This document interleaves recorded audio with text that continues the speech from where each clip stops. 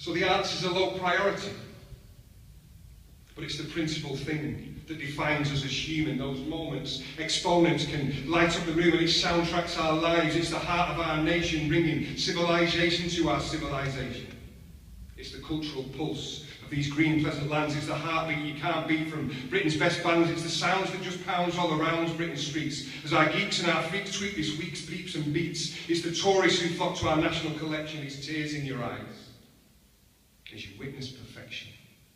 From prime time and mainstream for family sharing to courageous, outrageous and out there and daring, from relaxing, not taxing and safe and commercial to incendiary, extraordinary, brave, controversial.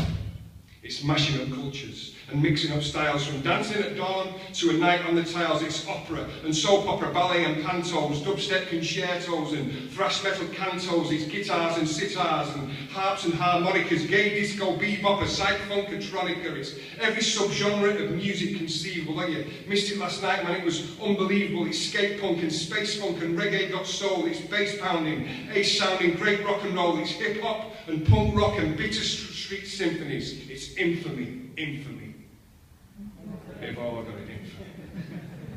It's box office blockbusters. The talk of the town, it's the smell of the popcorn, the lights going down, it's how movies can move us. And never forget how dance moves, enhance moods, make souls pirouette. It's the special effects of those special effects. It's comedy, tragedy, drama and sex. It's bright lights and highlights. It's Saturday nights. It surrounds and confounds and astounds and delights. It's the miracle of magical musical spectaculars. It's hip operas written in modern vernacular. It's gazing amazing, not seen that before. It's gobsmacked and goosebumped and gaping in awe. It's PG, it's 12, it's 15, 18. It rolls from our consoles and screams from our screens. It blazes from pages. It pulses palladiums, rages from stages and staggers our stadiums. It's the roar of the grease paint, the smell of the crowd. It's the deafening silence, then crying out loud. It's the antisy. Patient, the exhilaration, the edgy deceit, then a standing ovation. It's the light that it shines on the human condition. It's priceless delights for the price of admission. It's genius between us in arenas and fields. It's prima ballerinas and the way that it feels when the act of an actor on stage in a play charts that part of your heart that you never display.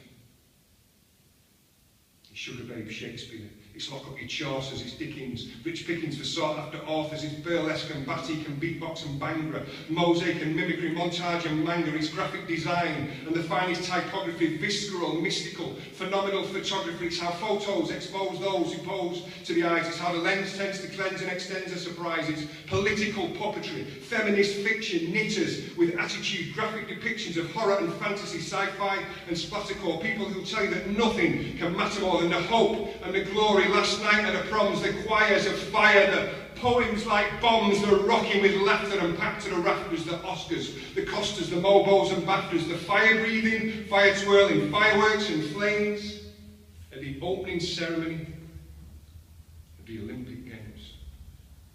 And we sing Cool Britannia because Britain is blessed with first class. We're world class, it's what we do best. When it comes to the arts, we are such a world leader. Small islands, big talents, we're overachievers. Creative industries, culture where business is booming. But cracks are appearing.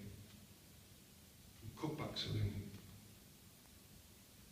But Britain's got talent of incredible breadth, bringing pleasure beyond measure to incredible depth. So remember that arts, yes, can entertain millions, but enjoyment, employment can generate billions. And it's not just for artists. There's work for technicians, for brickies and chippies, and skilled electricians, designers, suppliers, and jobs which are key, whether making decisions or making the tea.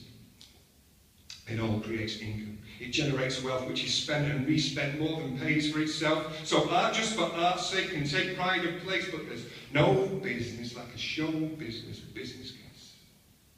But it's not all just famous and glamorous stars. It's the art that takes part in the schools and the bars, in the old people's homes, in community centres. It's tutors and teachers and workshops and mentors. And it's not just for capital cultural elites, it's for ordinary people from ordinary streets. It's the whole-filling, soul-thrilling joy that it brings when ordinary people do extraordinary things.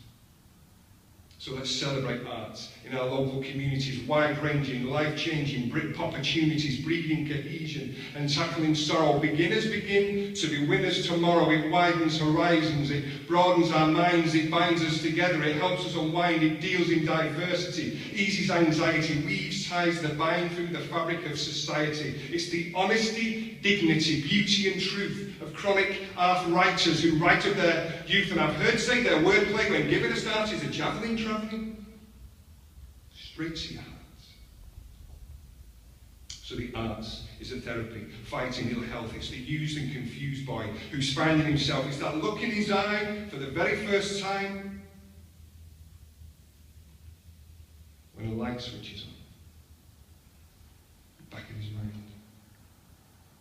And artists can spark this in kids of all ages, help the shyest fly highest to triumph on stages, tell the shy kids to fly kids and soar to new heights. You've exponential potential, so reset this sight, start growing, start showing you the best you can be. No ceilings, those feelings when your soul is set free. It's ducklings to swans, it's wall powers flowering, it's a voice for the voiceless, enabling, empowering, it's bewitching, enriching. It can save people's lives, help the lonely not only to grow but to thrive. It's rough lads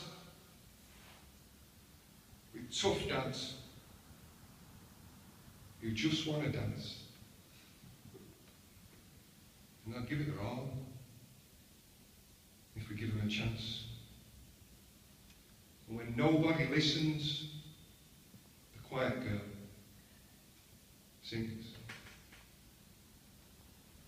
And that weight on her shoulders turns out to be wings.